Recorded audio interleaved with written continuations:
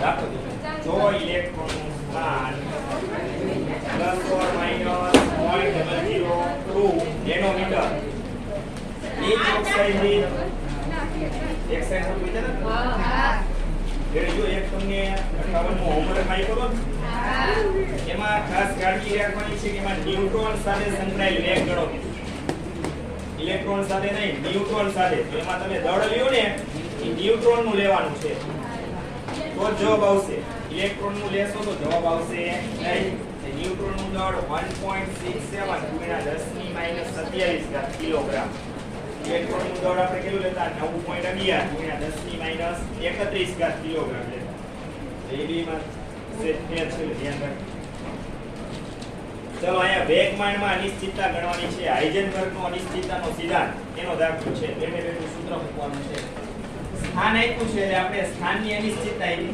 સ્થાનની અનિશ્ચિતતાને શેના વડે દર્શાવી છે delta x plus or minus આવી છે આપણે તો ગણતરીમાં પ્લસ જ લેવાનું છે મૂલ્ય પેલું છે 0.002 નેનોમીટર છે એને આપણે મીટરમાં ફેરવી નાખશું એનો એટલે 10 ની -9 વેગમાનના માપનની અનિશ્ચિતતા ગણવાની છે ડેલ્ટા p શોધવાનું ચાલો ગાણિતિક સૂત્ર બોલો હાઇઝનબર્ગના અનિશ્ચિતતાના સિદ્ધાંત ડેલ્ટા x ડેલ્ટા p આ વેગમાન છે જ્યારે અહીંયા વેગમાન લઈ લ્યો ત્યારે આ બાજુ h/4π જ આવે એમ લેવાનો નથી 4π એમ નથી કરવાનો એમ ક્યારે આવે અહીંયા વેગ હોય તો ડેલ્ટા v કારણ કે વેગમાન બરાબર દળ ગુણ્યા વેગ વેગની અનિશ્ચિતતા લ્યો એટલે ડેલ્ટા v જો અહીંયા તમે દર્શાવો તો એમને અહીંયા લેવો પડે ને ખાસ કાળજી રાખવાની ગણેશ સૂત્ર અહીં ડેલ્ટા p મૂકે ને 4π એમ લખે ઈ તો લખે એનો કઈ વાંધો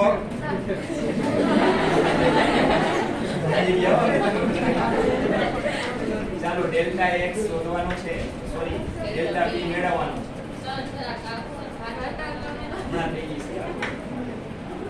હાલો હવે જુઓ h નું મૂલ્ય 6.626 ગુણ્યા 10 ની -32 છેદમાં y એટલે 3.14 ડેલ્ટા x 0.02 ગુણ્યા સોરી ડબલ 0 ગુણ્યા 10 ની -9 આનું સાદું કેટલા માટે અપાયું કે આના પછીનો દાખલો છે આના જવાબ પરથી આનાનો જવાબ આપો તમને જ આપી ચાલો વેગમાનનો એકમ દળ ગુણ્યા વેગ દળનો SI એકમ કિલોગ્રામ ઇન્ટુ વેગનો એકમ મીટર પ્રતિ સેકન્ડ એટલે વેગમાનનો SI એકમ શું થશે કિલોગ્રામ ઇન્ટુ મીટર પ્રતિ સેકન્ડ ચાલો આનો શું જવાબ આવ્યો છે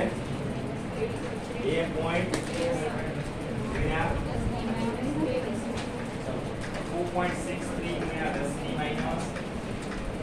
-23 રેડી ને હાલો અડધો દાખલો પૂરો થઈ ગયો આટલું સિમ્પલ છે ખાલી સૂત્ર જ મૂકવાનું હવે સમજવાનું છે ધારો કે ઇલેક્ટ્રોનનું વેગમાન h/4π ની નીચે ભૂલથી એમ લખાઈ ગયો છે ગાડીમાં ની નીચે એમ સફિક્સમાં લખ્યો એને મોટો કરીને લખવા ન દો એની ભૂલથી નાનો થઈ ગયો મોટો કરી જડે ક્યાં અહીંયા એમ આવી જાય એટલે તમે એમ એટલે ઇલેક્ટ્રોનનું દળ લ્યો આખી ગણતરી ખોટી પડી જાય 4π ગુણ્યા 0.05 આપેલું 0.05 શું હશે ડેલ્ટા x સ્થાનની અનિશ્ચિતતા પણ ઈ જે વેગમાન આપેલું છે ને એને આપણે એનું મૂળભૂત વેગમાન કહેશું કેવું કહેશું મૂળભૂત વેગમાન મૂળભૂત વેગમાન બરાબર સૂત્ર જ આપેલું છે સીધું યુનિટ લખી નાખવાનું h/4π ગુણ્યા 0.05 નેનોમીટર છે એટલે હું 10 ની -9 ઘાત કરી નાખું સીધા મીટરમાં થઈ જાય 0.05 નેનોમીટર છે નેનો કાઢીને 10 ની -9 ઘાત ચલો હવે આ બધી કિંમત મૂકી સાદું આપી દે h કેટલો 6.626 ગુણ્યા 10 ની -32 ઘાત છેદમાં y એટલે 3.14 3.14 ગુણ્યા 0.05 10 માઈનસ 9 આપી દીધું એકમ કિલોગ્રામ મીટર પ્રતિ સેકન્ડ. આ વેગમાન જ મેળવ્યું છે ડેલ્ટા પી પણ મૂળભૂત છે 10.55 એક પોઈન્ટ આવડ લઈ લે આની જેમ જ નાખી 1.055 આવો કંઈક છે જો 10 ની ઘાત કેટલી વધે છે 24. ચાલો આટલું ક્લિયર. હવે એમાં આગળ કીધું છે આ મૂલ્ય વ્યાખ્યાયિત કરવામાં કોઈ મુશ્કેલી હશે. આ મૂલ્ય બોલે તો આ જો આ સ્થાનની અનિશ્ચિતતા આપી હતી, વેગમાનની અનિશ્ચિતતા મળી, તો વેગમાનની અનિશ્ચિતતાનું આ મૂલ્ય છે એ વ્યાખ્યાયિત કરી શકાય કે નહીં, આ કે નામાં જવાબ આપવાનો. એ ક્યારે વ્યાખ્યાયિત કરી શકાય હું તમને સમજાવું. મૂળભૂત વેગમાન છે ને આટલું જ બરોબર, મૂળભૂત વેગમાન આટલું આ પ્રમાણિત કરેલું મૂલ્ય છે. આનાથી આ મૂલ્ય છે વધવું જોઈએ નહીં, વધી જાય તો એ શક્ય નથી. એ મૂલ્ય વ્યાખ્યાયિત કરી શકાય નહીં. હવે તમે જુઓ મૂળભૂત વેગમાનમાં આ મૂલ્ય ધરાવે છે, અનિશ્ચિતતાનું જે મૂલ્ય મળ્યું આ છે આપણે મેળવેલું છે. આ તો મૂળભૂત વેગમાન છે, આપેલું છે, ઈજી છે. માત્ર સાદરૂપ આપી ગણતરી કરી ને આપણે. ચાલો તમે શું કહી શકો, આ મૂલ્યમાં 10 ની માઈનસ 24 ઘાત છે, આમાં 10 ની માઈનસ 23 ઘાત છે. મૂળભૂત વેગમાન વધારે છે કે આ માઈનસ ઘાત છે? આ મૂલ્ય વધારે કહેવાય. મૂળભૂત વેગમાન કરતા અનિશ્ચિતતાનું મૂલ્ય વધી ગયું, જે શક્ય નથી. માટે વેગમાનની આ અનિશ્ચિતતાનું મૂલ્ય છે વ્યાખ્યાયિત કરી શકાય નહીં. આટલું લખાઈ જાય નીચે એક વાક્ય લખાવી પ્રમાણે લખી. આટલું લખાઈ ગયું બધાને? લખો. અહીં મૂળભૂત વેગમાન કરતા મૂળભૂત વેગમાન કરતા વેગમાનની અનિશ્ચિતતાનું મૂલ્ય મૂળભૂત વેગમાન કરતા વેગમાનની અનિશ્ચિતતાનું મૂલ્ય વધારે મળે છે. વેગમાનની અનિશ્ચિતતાનું મૂલ્ય વધારે મળે છે.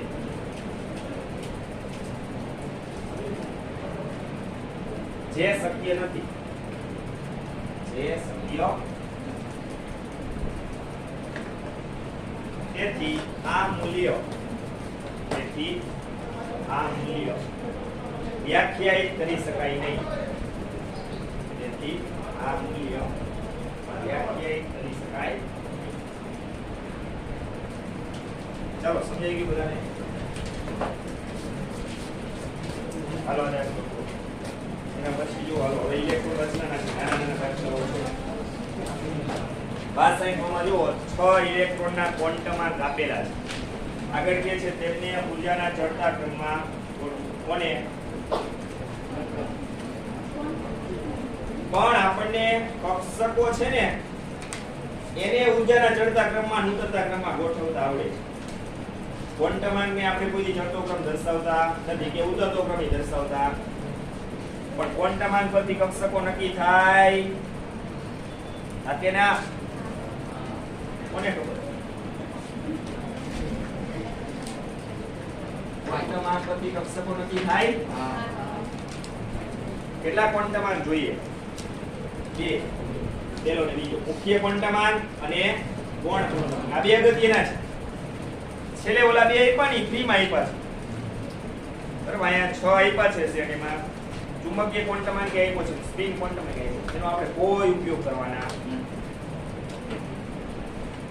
હવે તમને મેં આવું સિદ્ધાંત ચલાવ્યો ત્યારે કીધું હતું કે જુદી જુદી કક્ષકો છે એની ઊર્જાનો ક્રમ કેવી રીતે નક્કી કરવામાં આવ્યો છે. મેં આવું સૂત્ર લખી દીધું તમને યાદ હોય તો. કક્ષકોની ઊર્જા કોણ નક્કી કરે? n અને l નું મૂલ્ય અને એ બેનો સરવાળો છે એ નક્કી કરે. જે કક્ષક માટે n + l નું મૂલ્ય વધુ એની ઊર્જા વધુ, જે કક્ષકો માટે n + l નું મૂલ્ય ઓછું એની ઉર્જા ઓછી. એ પ્રમાણે આપણે છેલ્લે જુદી જુદી કક્ષકો છે બરાબર એના માટે ઉર્જા સ્તરનો ક્રમ છેલ્લે ઓલો ચાર્ટ દ્વારા લખ્યો હતો ને 1s less than 2s less than 2p less than 3s less than 3p એ પ્રમાણે આગળ ચાલ્યા. અને આ જ રીતના કક્ષકોની ઉર્જા બે ક્વોન્ટામાંક પરથી નક્કી થાય ને. અને આ બે ક્વોન્ટામાંક પરથી કક્ષકય નક્કી થઈ જાય. n નું મૂલ્ય જે લખવાનું છે આગળ, l નું મૂલ્ય કક્ષક નક્કી કરે, 0 તો s, 1 તો p, 2 તો d, 3 તો f. તો આગળ n નું મૂલ્ય જે હોય 1 હોય 2 હોય એ પ્રમાણે આગળ લખી નાખશું. કક્ષકય નક્કી થઈ જાય તો ચુંબકીય ક્વોન્ટામાંક અને સ્પિન ક્વોન્ટામાંકની કોઈ જરૂર પડશે નહીં. કક્ષકો નક્કી થઈ જાય આપણે પછી n + l નો ઉપયોગ કરી ઉર્જાનો ચડતો ક્રમ પૂછ્યો, ઉતરતો ક્રમ પૂછે તો શું આવે? પહેલા જેની ઉર્જા વધારે કક્ષક આવે, પછી એનાથી ઓછી થતી જાય. એ પ્રમાણે ચડતા ક્રમમાં શું આવે? પહેલા જે કક્ષકની ઉર્જા ઓછી પહેલા, પછી ક્રમશઃ ઉર્જા વધતી જાય. પહેલા આપણે 6 સેટની અંદર n અને l ના મૂલ્ય લખી નાખીએ. પહેલા n કેટલો છે? 4 l 4 ને 2 n + l નું મૂલ્ય કક્ષક કઈ નક્કી કરીએ? n નું મૂલ્ય 4, l નું મૂલ્ય 2 તો d કક્ષક 4d. આ 4 અને l નું મૂલ્ય 2 એટલે d કક્ષક સૂચવે. કક્ષક એ લખશું 4d. નેક્સ્ટ બીજું n માં બોલો, l બોલો, 3 ને 2 n + l કક્ષક બોલો, l એ d, આગળ 3 એટલે dd. ત્રીજામાં n બોલો, l બોલો, 4 ને 1 n + l નું મૂલ્ય આવ્યું, કક્ષક બોલો 4 1 મૂલ્ય છે એટલે p એટલે 4p. ચોથામાં n બોલો, l બોલો, n + l બોલો, કક્ષક 2 એટલે d, n એટલે 3 એટલે dd. પાંચમામાં n બોલો, l બોલો, 3 ને 1 + l નું મૂલ્ય કક્ષક 3p. l નું મૂલ્ય 1 છે એટલે p કક્ષક સૂચવે, આગળ n નું મૂલ્ય 3 એટલે 3p. આ તો સમજાય છે બધાને? હા. આવડી જોયો હવે તો. હવે છે? હા. બોલો જી. હા. હા. n + l ready? કક્ષક 4p. હવે કક્ષકોની તો જવાબ આવે કક્ષકોની ઉર્જાનો કઈ કક્ષકની ઉર્જા ઓછી? જેનું n + l નું મૂલ્ય સૌથી ઓછું એની ઉર્જા ઓછી. 4 આ બધામાં જુઓ 4 ઓછું કોણ છે? 3p. લખી નાખો 3p. આની ઉર્જા સૌથી ઓછી, એનાથી વધુ લેસ. રેડી? 5 તો કેટલા છે? 4. આ ચારે ચાર કક્ષકો છે એમાં n + l નું મૂલ્ય કેવું આવે છે? સમાન. તો એ બધાયની ઉર્જા સમાન. બરાબર ને? એમાં મે જે ક્રિયા થઈ ગઈ. જ્યારે n + l નું મૂલ્ય સમાન આવે તો એની ઉર્જા સમાન ગણાય. પણ સાપેક્ષે વધારે ઓછી કેના પરથી નક્કી થાય છે? એનું n નું મૂલ્ય વધારે, એની ઉર્જા વધારે. થોડી જ વધારે હોય પણ વધારે ગણી પડે.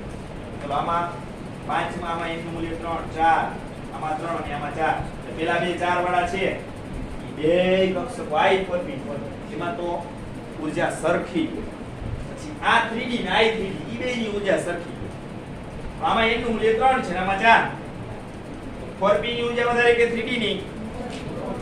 4p ની. n નું મૂલ્ય વધારે ને એમાં, તો 3d આવે. 3d કેટલી છે? 2. ઈ બેની ઉર્જા તો સમાન હોય એટલે 3d બરાબર 3d. 3d બરાબર 3d. હવે કોણ આવે? 4p. આના કરતા એની ઉર્જા વધારે. 4p બરાબર 4p. એવી બે ગુણાની છે ને કક્ષકો? i 4p ને i કેટલી વૈધી? 1. જેનું n + l નું મૂલ્ય સૌથી કેવું છે? વધારે. ઈ કઈ છે? 4p. ખલાસ. ઉતરતો ક્રમ દીધો તો છેલ્લેથી લખવાનું. અને લેસ તેની જગ્યાએ શું કરી નાખવાનું? સમજાઈ ગયું ને? ઓકે. આવું ભાવ સિદ્ધાંત છે પણ યાદ રાખવાની જરૂર નથી. n + l ના આધારે તમને ડાયરેક્ટ ખબર પડી જાય. તો નેક્સ્ટ પેશન્ટ શું કહે છે? એમાં બ્રોમિન પરમાણુ 35 ઇલેક્ટ્રોન ધરાવે. પરમાણુ ક્રમાંક 35 છે એટલા જોઈ. રૂપી કક્ષકમાં 6 ઇલેક્ટ્રોન 3p માં 6 અને 4p માં 5 3p ને 4p આપેલી છે. આમાં એવું કહે છે કે આમાંનો કયો ઇલેક્ટ્રોન સૌથી ઓછો અસરકારક કેન્દ્રીય ભાર અનુભવશે. કેન્દ્રનો જે ધન વીજભાર હોય ને ઈ આ ત્રણ કક્ષક આપી છે 2p 3p ને 4p. કેન્દ્રનો ધન વીજભાર સૌથી વધારે કોણ અનુભવે? વધારે નજીક હોય કક્ષક. કેન્દ્રથી જે કક્ષક નજીક હોય તેને કેન્દ્રનો ધન ભાર વધારે લાગુ પડે ને, એટલે કે કેન્દ્રનો ધન ભાર વધુ અનુભવે. કેન્દ્રથી તમે જેમ દૂર જતા જઈશું તેમ તેમ ઈ કક્ષકનું કેન્દ્રથી અંતર વધશે. કેન્દ્રનો ધન વીજભાર ઈ ઓછો અનુભવશે. આમાં નજીક કેન્દ્રથી કઈ આવે? પછી પ્રશ્ન શું પૂછ્યો? હવે જો વધારે પૂછ્યું તો ઓછો ધનભાર કોણ અનુભવે? આવી ગયો. લખશો કેવી રીતના? એ નથી ખબર. લખાવો છે, લખો અહીં 4p કક્ષક ઈ 4p કક્ષક કેન્દ્રથી સૌથી દૂર હોવાથી અહીં 4p કક્ષક કેન્દ્રથી સૌથી દૂર હોવાથી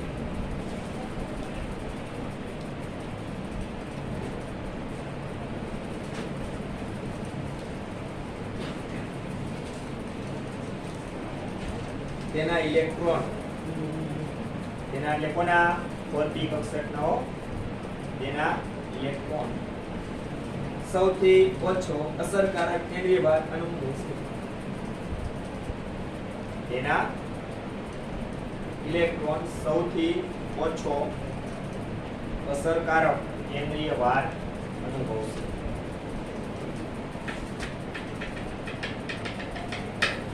ચલો વધુ કીધું હોત તો રેડી. એના જેવો ને જેવો પ્રશ્ન એના પછી તો સાઈડ લેવો છે ને.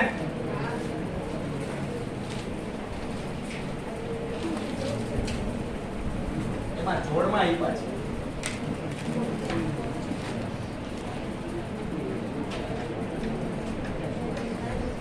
ચાલો એમાં પહેલામાં શું આપેલું? 2s અને 3s. બીજામાં શું આવ્યું છે? 4d અને 4f. એના પછીનામાં 3d અને 3p. પ્રશ્નમાં એમ કીધું છે કે કયો ઇલેક્ટ્રોન અથવા આ જોડ આપેલી છે એમાંથી કઈ કક્ષક છે એ વધુ અસરકારક? વધુ શબ્દ આવે કઈ કક્ષક આવે? કેન્દ્રથી જે નજીક હોય. ચલો 2s અને 3s ની જોડમાં કોણ નજીક આવે? પહેલાનો જવાબ 2s, બીજાનો 4d, પછી જે ભરાય ને અને આમાં ત્રીજામાં 3p આવે, પછી 3d ભરાય. ચલો ઈ દાખલો જો 65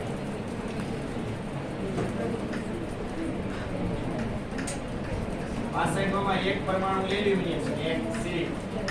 એલ્યુમિનિયમનો પરમાણુ ક્રમાંક 13 છે, સિલિકોનનો 14 છે. જેટલો પરમાણુ ક્રમાંક હોય એટલા જ પ્રોટોન હોય. પ્રોટોન એટલે p. સિલિકોનનો પરમાણુ ક્રમાંક e જેના પ્રોટોન કેટલા? 14. આગળ એમાં શું કહે છે? કયો ઇલેક્ટ્રોન સૌથી વધુ અસરકારક કેન્દ્રીય ભાર અનુભવશે? કયા પરમાણુમાં? સિલિકોન પરમાણુનો ઇલેક્ટ્રોન કે એલ્યુમિનિયમ પરમાણુનો ઇલેક્ટ્રોન જે વધુ કેન્દ્રીય ધનભાર? વધુ કીધો છે કોણ આવે? વધુ કીધો છે કોણ જવાબ? વધુ આપણે કીધું નજીક કોઈ જાય ને કોણ આવે? વધુ કીધું છે ને કોણ આવે? બાકુ બાકી ના લખતા નહીં. એલ્યુમિનિયમ નો આવે, સિલિકોન આવે. આખી રકમ તો વાંચો. બેયમાં 3p કક્ષક કીધી છે. જો એલ્યુમિનિયમ અને સિલિકોન સિલિકોનની 3p કક્ષક આ બે પરમાણુ માટેની બાહ્યતમ કક્ષક તો 3p જ કીધી છે છેલ્લી કક્ષક 3p જ ભરાય ને તો 3p કક્ષક તો એલ્યુમિનિયમની હોય તોય ભલે સિલિકોનની હોય તોય ભલે બે કેન્દ્રથી કેવા અંતરે હોય સરખા અંતરે કક્ષક 3p તો એલ્યુમિનિયમ હોય કે સિલિકોન પર કેન્દ્રથી બેની 3p કક્ષક જ કીધી છે કેન્દ્રથી કેવા હોય સમાન અંતરે અત્યાર સુધી કેનો વિચાર કરતા બાહ્ય કોષ એના આધારે જવાબ આપતા હતા કેન્દ્રનો આમાં ક્યાં ઉલ્લેખ કર્યો આ પ્રશ્ન એવો છે એમાં કેન્દ્રને આધારે જવાબ આપો મેં જો એટલે પેલા લઈ કેન્દ્રને આધારે જવાબ આપો કેન્દ્રમાં ધનભાર કેમાં વધારે આમાં ક્યાંમાં જેમાં પ્રોટોનની સંખ્યા વધારે એનો કેન્દ્રનો ધનભાર વધારે કારણ કે કેન્દ્રનો ધનભાર કોના કારણે છે પ્રોટોનની સંખ્યાને કારણે જેના કેન્દ્રમાં પ્રોટોનની સંખ્યા વધારે એના કેન્દ્રનો ધનભાર વધારે તો 3p કક્ષક તો બેમાં એલ્યુમિનિયમ અને સિલિકોન પરમાણુ છે બેમાં કેન્દ્રથી કેવા અંતરે છે સરખા અંતરે હવે કયો જો જવાબ શું આવે જો આમાં કેન્દ્રનો ધનભાર વધે 3p કક્ષક તો બેની સરખા અંતરે છે તો સિલિકોનની અંદર કેન્દ્રનો ધનભાર વધારે છે પરિણામી એના 3p કક્ષકના ઇલેક્ટ્રોનને આકર્ષણ કેવું છે વધારે કેન્દ્રનો ધનભાર વધુ કોણ અનુભવે સિલિકોન નહીં કે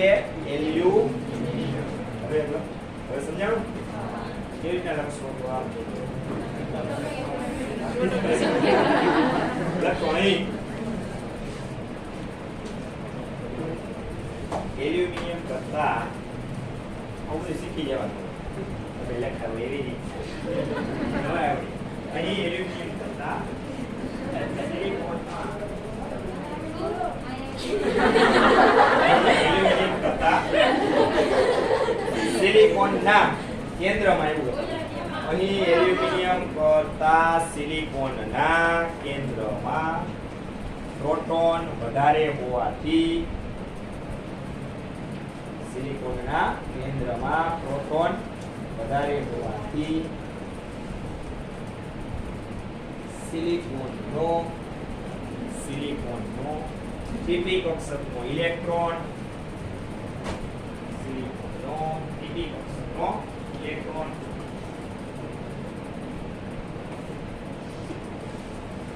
વધુ અસરકારક કેન્દ્રીય ભાર અનુભવશે વધુ અસરકારક કેન્દ્રીય ભાર અનુભવશે ક્લાસ દાખલો સમજાઈ ગયો યાદ રાખવાની બેનો વિચાર કરી લેવાનો કેન્દ્રનો અને કેન્દ્રની બહાર કેન્દ્ર નાનું છે એટલે આપણે અવગણી નાખી ત્યારે કેન્દ્ર છે એ અગત્યનું તમને ખબર છે પરમાણુ બોમ્બ ને અણુ બોમ્બમાં સૌથી અગત્યનું કોણ છે કેન્દ્ર છે સમસ્થાનિકોનો ઉદ્ભવ થયો શેમાંથી થયો છે કેન્દ્રમાંથી કેન્દ્રમાં ન્યુટ્રોનની સંખ્યામાં તફાવત હોય પ્રોટોનની સંખ્યા તો સમસ્થાનિકોમાં કેવી હોય સરખી હોય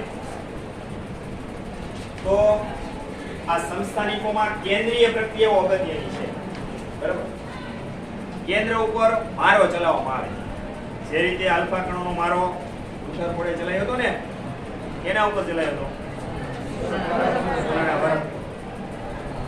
એમ કેન્દ્ર ઉપર મારો ચલાવવામાં આવે તો કેન્દ્રનું વિખંડન થાય એમાંથી સમસ્થાનિકો છૂટા પડે પરમાણુ ક્રમાંક તો સરખા હોય પણ ન્યુટ્રોનની સંખ્યા જુદી જુદી હોય એટલે સમસ્થાનિકો ઉદ્ભવે આજે પરમાણુ બોમ્બ અણુ બોમ્બ બનાવવા માટે વપરાતી ધાતુ કઈ છે રેડિયો સક્રિય ધાતુ યુરેનિયમ થોરિયમ એ બધી હોય ને જાપાનના બે શહેર હિરોશીમા ને નાગાસાકી હજી પણ બાળકો છે એ કોઈ પણ કોડ ખાપણવાળા કે વિકૃત જંતુ કારણ કે એની સીધી અસર કેના ઉપર છે જનીન ઉપર જનીન શેના બનેલા છે રંગસૂત્રના રંગસૂત્ર શેના બન્યા છે ડીએનએ શેના બન્યા છે ન્યુક્લિક એસિડ ન્યુક્લિક એસિડ શેના બન્યા છે જેના હોય શેના બન્યા હે બન્યા એમિનો એસિડ શેના બન્યા છે બોલો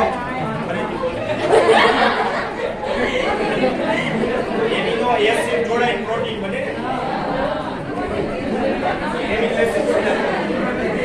એમિનો એસિડ એક ક્રિયાશીલ સમૂહ આવે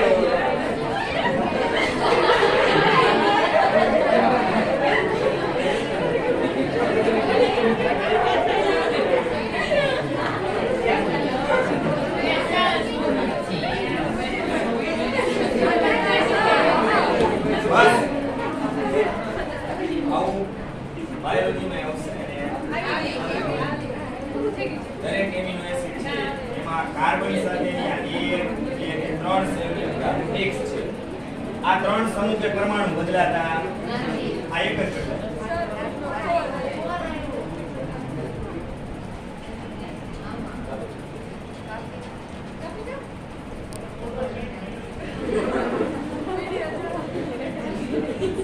આ છે માત્ર આલ્કાઇલ સમૂહ નથી. અત્યાર સુધી આને આપણે કેમિસ્ટ્રીમાં આલ્કાઇલ સમૂહ કહેતા. અહીંયા એટલે આલ્કાઇલ સમૂહ હોઈ શકે, એરાઇલ સમૂહ હોઈ શકે, વિષમચક્રીય સમૂહ હોઈ શકે.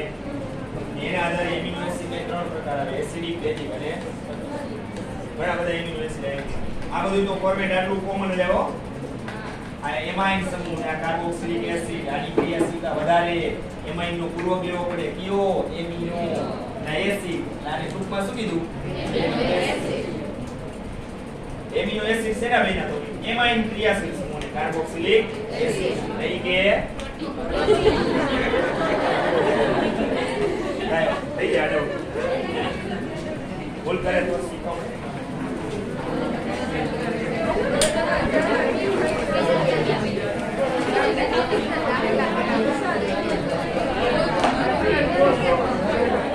આ સાઈડમાં જો મોટો બદલાવ આયુર્વેદ ઇલેક્ટ્રોનની સંખ્યા ગણો. પરમાણુ આપ્યા છે, ઇલેક્ટ્રોન રચના દોરવાની છે. પહેલું છે ફોસ્ફરસ, પરમાણુ ક્રમાંક 15. એ આપેલું છે સિલિકોન, પરમાણુ ક્રમાંક 14 એટલે 14 ઇલેક્ટ્રોન ગોઠવીશું. ક્રોમિયમ, પરમાણુ ક્રમાંક 24 ઇલેક્ટ્રોન ગોઠવીશું. આયર્ન, પરમાણુ ક્રમાંક 26 ઇલેક્ટ્રોન ગોઠવીશું. અને છેલ્લે ક્રિપ્ટોન છે. કયા? ક્રિપ્ટોન, પરમાણુ ક્રમાંક એનો 36 નિષ્ક્રિય વાયુ છે. 2 10 18 36 54 ને 86 આટલા પરમાણુ ક્રમાંક વાળા તત્વો નિષ્ક્રિય છે. ઇલેક્ટ્રોન રચના ટૂંકા ઉપયોગ કરતા ને આ તો નિષ્ક્રિય હોય. આની છેલ્લી કક્ષક તો કેવી હોય? પૂર્ણ ભરાયેલી. એની પાસે તો અયુગ્મિત ઇલેક્ટ્રોન હોય. અયુગ્મિત એટલે એક કક્ષકમાં એક ઇલેક્ટ્રોન હોય. એ અયુગ્મિત કીધા. આમાં તો ઇલેક્ટ્રોનની સંખ્યા અયુગ્મિત છે એ 0 જ આવે, ગણાય નહીં. આમાં ફોસ્ફરસના 15 ઇલેક્ટ્રોનને ગોઠવી દઈએ. 1s2 2s2 3s6 3s2 અને 3p3 15 ઇલેક્ટ્રોન થઈ ગયા. 1 2 4 6 10 12 ને 15. આ તો પૂર્ણ ભરાયેલ. આમાં કેટલા છે? 3. કેમાં? p માં. p ના ખાના કેટલા? 3 પ્રકાર એટલે 3 ખાના. ગુણના નિયમ પ્રમાણે ત્રણેયમાં એક એક જ ગોઠવવાના. એક એક લઈ ત્રણેય કેવા કહેવાય? અયુગ્મિત. ચલો અયુગ્મિત ઇલેક્ટ્રોન ફોસ્ફરસ પરમાણુ પાસે 3. સિલિકોન કેટલા આવે? 14 ઇલેક્ટ્રોન. એક ઓછો કરવાનો ના કરતા. એમાંથી ઓછો કરું pp માંથી કેટલા વધે? 1. ઘણા કે ઈ બે યુગ્મિત છે. પેલામાં બે ગોઠવી જાય. એટલે તો કરો ઊંડા નિયમ પ્રમાણે દરેક ખાનામાં એક એક. છેલ્લું ખાલી. અયુગ્મિત ઇલેક્ટ્રોન કેટલા? 2. સમજાણું? શક્ય રીત બધી શીખવાડેલી છે. ક્રોમિયમ 24 અપવાદરૂપ ઇલેક્ટ્રોન રચના છે. યાદ આવ્યું? ક્રોમિયમની ઇલેક્ટ્રોન રચના અર્ધપૂર્ણ ભરાયેલ કક્ષકની સ્થિરતા છે એનું પાલન કરે છે.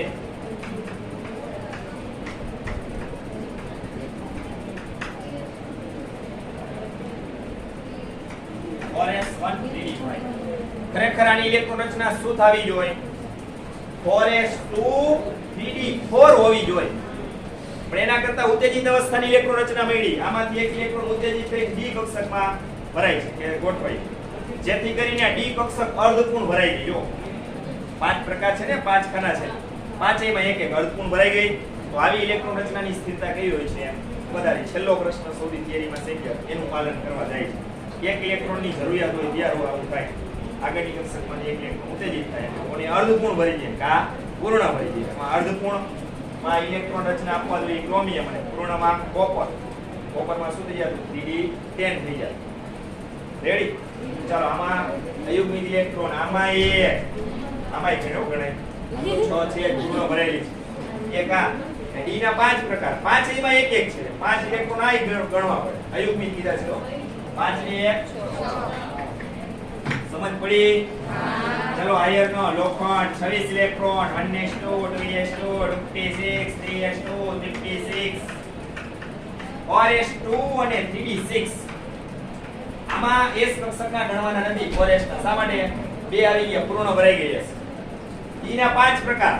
5 એમાં પહેલા એક એક ઇલેક્ટ્રોન. જે કીધો છઠ્ઠો એ આગળની જો એમાં ગોઠવાઈ. એમાં તો બે થઈ ગયા. એક કક્ષક d નીકળી ગઈ. પૂર્ણ ભરાઈ ગઈ નહીં, યુગ્મિત થઈ ગયા. 4 વિધા 4 હાલો ઇલેક્ટ્રોનમાં જીરો ઇલેક્ટ્રોન નિષ્ક્રિય ચલો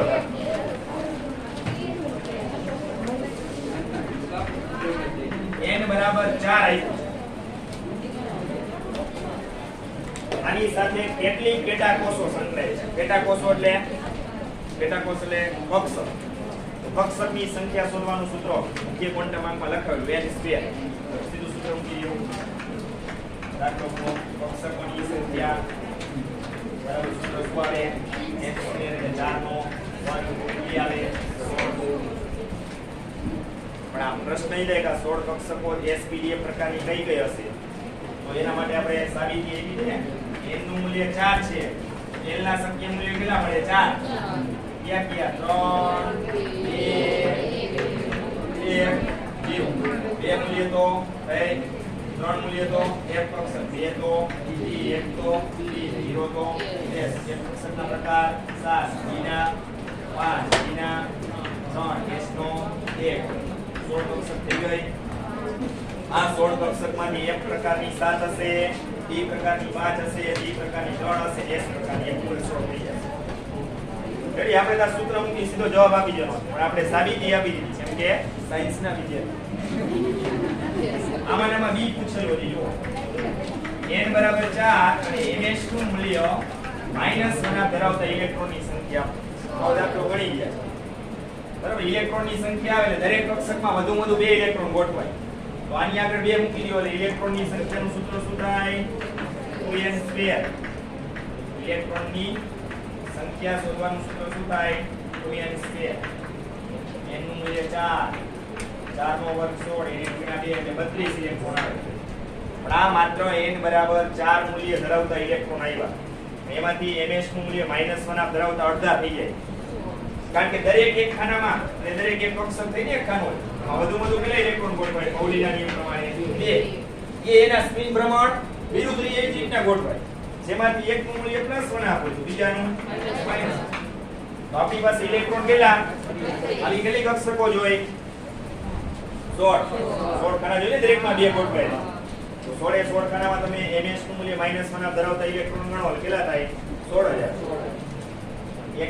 એક નું મૂલ્ય +1 આવશે બીજાનું માઈનસ તમને કદાચ ms બરાબર +1 આપી દીધું જવાબ 16000 અડધા જ આવે ને અડધાના મૂલ્ય આવા હશે અડધાના આવા હશે 32 ના અડધા કરી નાખ આગળ પેલા લખવું પડશે પરંતુ ns બરાબર -1 ધરાવતા ઇલેક્ટ્રોનની સંખ્યા અડધી હોય આના અડધા કેવા હોય +1 ધરાવતા હોય ને માટે ઇલેક્ટ્રોનની સંખ્યા બરાબર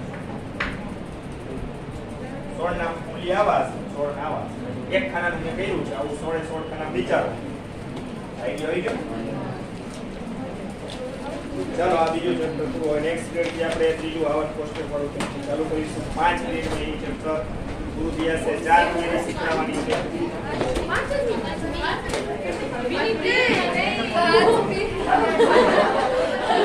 બે ચેપ્ટર છે એ ટફ છે ને વાર લાગશે